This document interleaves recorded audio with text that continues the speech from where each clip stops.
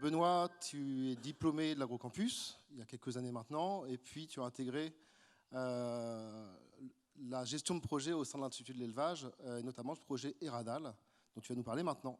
À ton tour.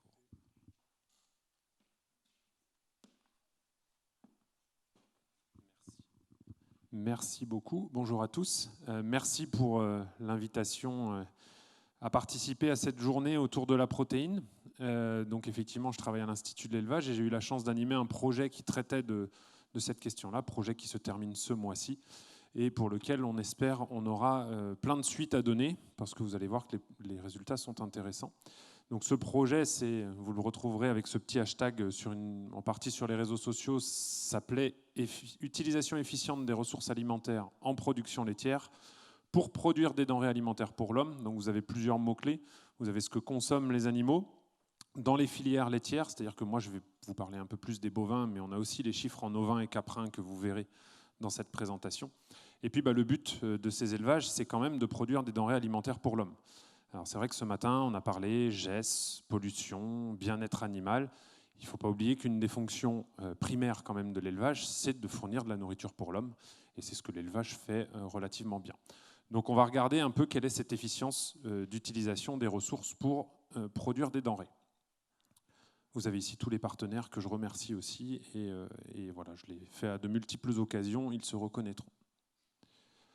Alors, l'enjeu de nourrir la planète, on a évoqué plusieurs chiffres ce matin, va se faire autour de la partition animale-végétale. Et on peut se poser la question, quelle sera la place des protéines animales dans un système alimentaire durable ? Il va falloir faire face à une augmentation de la population. Environ, les estimations, c'est 9 milliards d'êtres humains à l'horizon 2050. Pour nourrir cette population, il va falloir produire plus de denrées agricoles, en ayant une meilleure utilisation des ressources qui ne sont pas finies, on est bien confronté à ça aujourd'hui, qui ne sont pas infinies, pardon, et en faisant face à un contexte sociétal qui aussi génère des demandes, c'est-à-dire des demandes sur l'environnement, sur le bien-être animal, sur la compétition alimentaire en termes d'usage de ressources. Donc l'équation, elle est relativement simple posée comme ça, mais en pratique, elle va être quand même un peu plus compliquée. Et puis, il y a une question qui est souvent posée, et nous, on y est souvent confrontés dans les filières animales, c'est est-ce que l'élevage gaspille des ressources ou pas, finalement ? Et vous avez ce type de visuels qui peuvent ressortir. Il faut 3 à 10 kg de végétaux pour produire un seul kilo de viande. Donc, est-ce que ça, c'est vrai ou pas ? En tout cas, c'est mis en avant pour le côté délétère et le côté gaspillage de l'élevage. Et puis, à côté de ça, vous avez la FAO qui nous dit, oui, mais dans ce que consomment les animaux d'élevage à travers le monde, il y a une très large majorité qui n'est pas consommable par l'homme. Ici, c'était estimé à 86% de ce qui était consommé par les animaux. Donc en fait, dans cette opposition de style, qui a tort, qui a raison, on va essayer de dérouler ça pour les ruminants laitiers. Et ce qu'on essaie de garder en filigrane, dans ce qu'on a essayé de garder dans ce projet-là, c'est que les productions animales, elles seront socialement acceptables demain si elles respectent ces 6 points. C'est-à-dire si elles sont rémunératrices pour les éleveurs, respectueuses du bien-être animal, utiles pour la nutrition humaine, vertueuse sur le plan environnemental, et puis ces 2 points-là qu'on a traités dans le projet, peu en compétition avec l'alimentation humaine, et vertueuse dans l'occupation et l'entretien des territoires. Je vais surtout vous parler de la compétition. Si vous le souhaitez, on prendra un temps à la fin pour parler de la partie surface. Alors d'abord, l'efficience, c'est important de la définir. Ici, vous avez le triangle de la performance, avec au sommet l'objectif, les moyens et les résultats. L'efficience, on va bien comparer ou faire le rapport entre des résultats et des moyens mis en œuvre, c'est-à-dire entre les quantités de protéines produites par un système d'élevage par rapport aux protéines végétales qu'il aura consommées. Donc c'est simplement pour préciser la différence entre efficacité et efficience, puisqu'on fait une mauvaise traduction de l'anglais sur efficiency. Ici, vous aurez bien un rapport entre des résultats et des moyens. Et ce qu'on fait, nous, on a posé notre système ici sur une balance, avec les consommations végétales de nos systèmes ruminants laitiers, les productions en termes de lait et de viande, et on a essayé de regarder de quel côté la balance penche. Dans un premier temps, en termes d'efficience protéique brute, puisqu'on va s'intéresser ici à la protéine, mais on a fait aussi des travaux pour l'énergie, on va faire le rapport entre les protéines des produits de l'élevage qui sont consommables par l'homme, c'est-à-dire le lait et la viande, sur les protéines végétales consommées par les animaux, c'est-à-dire la totalité de ce qui arrive à la gueule des animaux. Pas seulement les vaches laitières, mais de l'ensemble du système, génisses incluses et animaux non productifs inclus. Et si on regarde ça, les résultats nous montrent que les ruminants laitiers mangent beaucoup.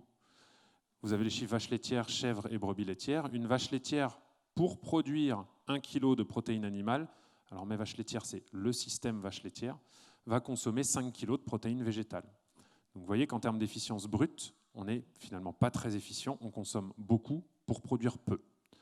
Donc il y a à peu près une efficience de 20% finalement, puisque vous consommez 5 pour produire 1. Pour les chèvres et les brebis, c'est autour de 6 à 8 kg également de consommation de protéines végétales pour produire 1 kg de protéines animales. Donc si je veux me faire l'avocat du diable et entre guillemets taper sur les filières, je vais utiliser ce chiffre. Mais, il y a un mais, dans tout ce qui est consommé par nos animaux d'élevage, il y a une part des matières premières végétales qui est non consommable par l'homme. Selon la valorisation actuelle, donc je vais l'expliquer, au moins pour la partie, par exemple ici fourragère, l'herbe sous toutes ses formes, ni vous ni moi ne savons comment faire pour valoriser correctement aujourd'hui de l'herbe si on devait la consommer. En tout cas, on n'est pas équipé pour, les ruminants le sont. Vous avez différents types de coproduits ici, des pulpes de betterave, des drèches de blé, des tourteaux de colza. Vu la façon dont c'est utilisé aujourd'hui en France dans nos industries, ce n'est pas consommable par l'homme en l'état. Si demain il y a un bond technologique qui nous permet d'extraire des protéines, on reverra ça, la compétition sera peut-être un peu plus accrue. En tout cas, aujourd'hui, on estime qu'il y a 100% des protéines qui sont non consommables dans ces coproduits. D'autres exemples, sur le maïs, par exemple, maïs ensilage, maïs grain, vous avez une petite fraction qui est consommable par l'homme, ça peut être la partie de protéines qui est contenue dans le grain et qui pourrait partir en nutrition humaine si on récoltait différemment notre fourrage. Et puis vous avez une compétition qui s'accroît, par exemple jusqu'à ici, 92% des protéines contenues dans la févrole sont consommables par l'homme parce que la févrole peut entrer dans le régime alimentaire d'un être humain normalement constitué. Donc vous voyez, on a fait ce travail-là pour à peu près 200 aliments en essayant d'être le plus objectif possible sur ces chiffres-là. Et donc si on prend ça en compte, on va revenir sur notre petite balance. Je vous ai parlé d'efficience protéique brute. Cette fois-ci, si dans ce qui est consommé, on ne prend en compte que la fraction consommable par l'homme, c'est-à-dire ce qui est vraiment en compétition entre l'alimentation animale et l'alimentation humaine, on va pouvoir calculer une efficience protéique nette qui va être le rapport, comme tout à l'heure, des protéines produites par l'élevage et consommables par l'homme, c'est-à-dire le lait et la viande, sur les protéines végétales consommables par l'homme et consommées par les animaux. C'est-à-dire qu'ici, on ne va considérer que la partie qui est en compétition avec l'alimentation humaine. Et si on fait ça, nos systèmes de ruminants laitiers en France sont producteurs nets de protéines. La première raison, donc je vous retrouverai les pictos bovins, ovins, caprins, c'est qu'il y a plus de 86%, même 89% pour les vaches et les brebis, des protéines consommées par ces troupeaux qui sont non consommables par l'homme.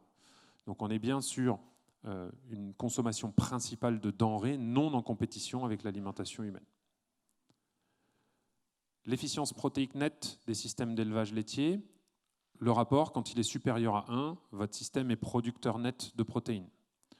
À 1, vous êtes à l'équilibre quantitatif, et en dessous de 1, le système sera consommateur net de protéines. En moyenne, puisqu'on a repris des résultats de la base de données Inosis réseau d'élevage, vous allez être à 1,1, 1,2 ou 1,9 pour les chèvres, brebis et vaches. Ça veut dire qu'elles produisent entre 10 et 90% de protéines consommables par l'homme de plus qu'elles n'en ont consommé. Donc quelque chose qui est vertueux, et en moyenne, ces trois filières sont bien productrices nettes de protéines. Dit autrement, si on traduit ça pour les vaches laitières, c'est qu'il faut environ 500 grammes de protéines végétales consommables par l'homme pour produire 1 kg de protéines animales consommables par l'homme. Donc quelque chose qui est tout à fait vertueux pour ces trois filières, dans des proportions un petit peu différentes, mais en tout cas qui est vertueux. On a fait le calcul aussi pour l'énergie, je vous l'ai dit, en appliquant la même méthodologie et en estimant des proportions d'énergie consommable. Dans ce cas-là, en termes d'énergie, on est entre 83 et 88% d'énergie consommée par les troupeaux qui n'est pas consommable par l'homme. Par contre, sur les efficiences, on a des choses qui sont un peu moins bonnes. On est à peu près à l'équilibre, on est à 1 en bovin-lait, c'est-à-dire qu'on produit autant d'énergie consommable qu'on en a consommé au départ. Et on est en dessous de 1, donc à 0,5 et 0,6 pour les petits ruminants, où là, du coup, on a bien du mal à atteindre l'équilibre et on est plutôt consommateur net d'énergie. Ensuite, il faut refaire le lien avec la nutrition humaine. Les produits animaux sont d'abord là en nutrition humaine pour un contenu en protéines et en plein d'autres nutriments intéressants, avant d'être là pour l'énergie qui, dans notre régime, vient plutôt de la partie fruits, légumes, céréales, etc. Et donc, ici, on est à l'équilibre. Donc, il faut environ 1 calorie consommable par l'homme pour produire 1 calorie consommable par l'homme dans les produits animaux pour les systèmes bovins-lait qui nous intéressent aujourd'hui. Et puis, on se pose la question quand même, on a montré ces résultats-là à des éleveurs, à des producteurs de lait, et puis ils nous disent « Ok, c'est très bien, mais comment je peux améliorer ça chez moi ?» Vous avez plusieurs leviers qu'on a mis en avant pour pouvoir agir en fait, sur ces critères d'efficience. Alors la première chose, c'est qu'il n'y a pas de modèle dominant. Il y a beaucoup plus de variabilité intra-système qu'entre les types de systèmes. Donc ça veut dire qu'il y a des marges de manœuvre un peu partout et que vous soyez en système de montagne herbagé ou en système de plaine beaucoup plus axé maïs, vous avez des leviers à disposition pour faire mieux sur ces critères d'efficience.